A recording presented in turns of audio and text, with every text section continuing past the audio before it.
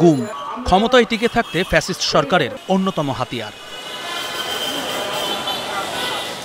গত ১৭ বছরে রাজনৈতিক প্রতিপক্ষ ছাড়াও নানা শ্রেণী পেশার মানুষ হয়েছেন নিখোঁজ। ৫ আগস্টের পর অনেকে ফিরলেও হদিশ নেই অনেকের।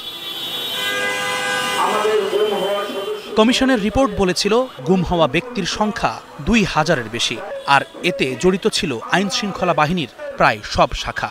সম্প্রতি এই অভিযোগে বিচার চলছে ১৮ সেনা কর্মকর্তার। এই অবস্থায় মৃত্যুদণ্ডের বিধান রেখে গুম প্রতিরোধ অধ্যাদেশে অনুমোদন দিল উপদেষ্টা পরিষদ। এ নিয়ে ব্রিফিংয়ে প্রধান উপদেষ্টার প্রেস সচিব জানান, গুমের ঘটনা তদন্তের দায়িত্ব দেয়া হয়েছে মানবাধিকার কমিশনকে। গুম প্রতিরোধ এবং প্রতিকারের জন্য একটা ল, এটা অনেকদিন এটা নিয়ে যথেষ্ট ডিবেট হয়েছে, হওয়ার পর আজকে এটা চূড়ান্তভাবে অনুমোদন হয়েছে।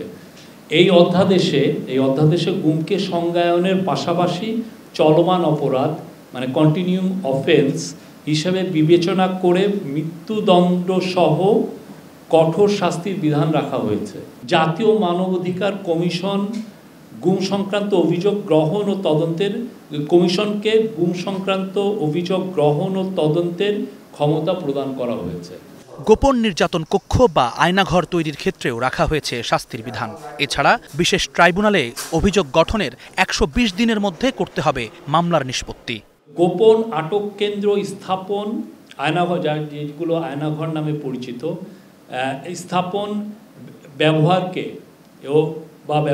শাস্তিযোগ্য অপরাধ হিসেবে ঘোষণা করা হয়েছে। বিশেষ ট্রাইব্যুনাল গঠন, অভিযোগ গঠনের ১২০ দিনের মধ্যে বিচার সম্পন্নের বাধ্যবাধকতা, ভুক্তভোগী ও তথ্য প্রচারকারী ও সাক্ষীর অধিকার সুরক্ষা, ক্ষতিপূরণ এবং আইনগত সহায়তার নিশ্চয়তা প্রদান সংক্রান্ত বিধান অন্তর্ভুক্ত করা হয়েছে। ২০২৬ সালের সরকারি ছুটির তালিকাও চূড়ান্ত হয়েছে উপদেষ্টা পরিষদের এই বৈঠকে। এতে নির্বাহী আদেশ ও সাধারণ ছুটি ২৮ দিন, এর মধ্যে সাপ্তাহিক ছুটি পড়েছে ৯ দিনের। Jumman Sadiq, javelin, Star News, Dhaka.